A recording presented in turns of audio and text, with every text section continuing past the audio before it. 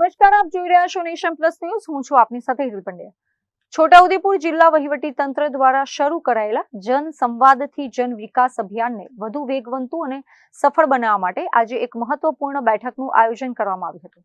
લોકસભાના સાંસદ જશુભાઈ રાઠવાના નિવાસસ્થાનેથી યોજાયેલી આ ઉચ્ચ સ્તરીય બેઠકમાં જિલ્લાના તમામ અગ્રણી રાજકીય નેતાઓ અને વહીવટી તંત્રના ઉચ્ચ અધિકારીઓ એકઠા થયા હતા. છોટાઉદેપુરના લોકસભા સાંસદ જશુભાઈ રાઠવાના નિવાસસ્થાને જન સંવાદથી જન વિકાસ અભિયાનની સમીક્ષા અને આગામી રોડમેપ તૈયાર કરવા માટે હાઈ પાવર બેઠક મળી હતી.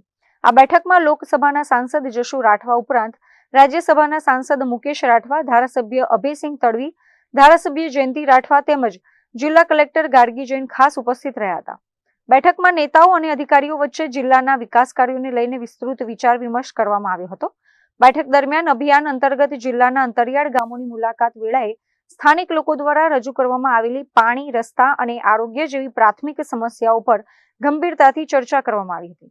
તમામ જનપ્રતિનિધિઓએ અધિકારીઓને આ પ્રશ્નોને પ્રાથમિકતા આપીને તેનું ઝડપી અને અસરકારક નિવારણ લાવવા તાકીદ કરી હતી. આ સાથે જ વિવિધ સરકારી કલ્યાણકારી યોજનાઓનો લાભ જિલ્લાના છેવાડાના વિસ્તારમાં વસતા આદિવાસી ભાઈ બહેનો સુધી પારદર્શક રીતે કેવી રીતે પહોંચાડી શકાય તેનું પણ સુચારું આયોજન ઘડી કાઢવામાં આવ્યું હતું.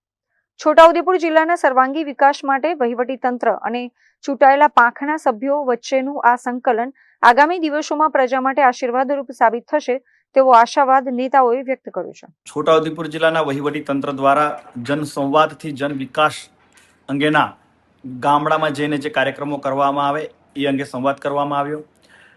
ગામડાઓની અંદર જિલ્લાના વહીવટી તંત્ર અને ચૂંટાયેલા પ્રતિનિધિઓ દ્વારા ગામની જે માળખાકીય સુવિધાઓમાં એ શિક્ષણ, આરોગ્ય, રસ્તાઓ કે તમામ બાબતોમાં કોઈ જો કમી રહી ગઈ હોય એનું પૂર્ણ નિરાકરણ થાય એ દિશામાં પ્રયત્ન કરવામાં આવ્યા છે.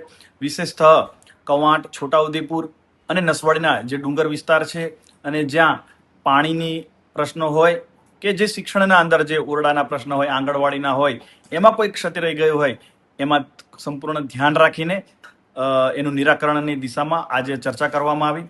માન્ય જિલ્લા કલેક્ટર શ્રી અને તમામ સાંસદ શ્રી અને ધારાસભ્ય શ્રી દ્વારા આ દિશામાં પ્રયત્ન કરવામાં આવશે એ અંગે ધ્યાન દોર્યું. Rehan Patel, Nation Plus News, Chhotaudepur. સમાચારોના સતત અપડેટ મેળવવા માટે અમારી નેશન પ્લસ ન્યૂઝની યુટ્યુબ ચેનલને સબસ્ક્રાઇબ કરો, બેલ આઇકન દબાવો અને જોડાયેલા રહો ફેસબુક, ઇન્સ્ટાગ્રામ અને ટ્વિટર પર.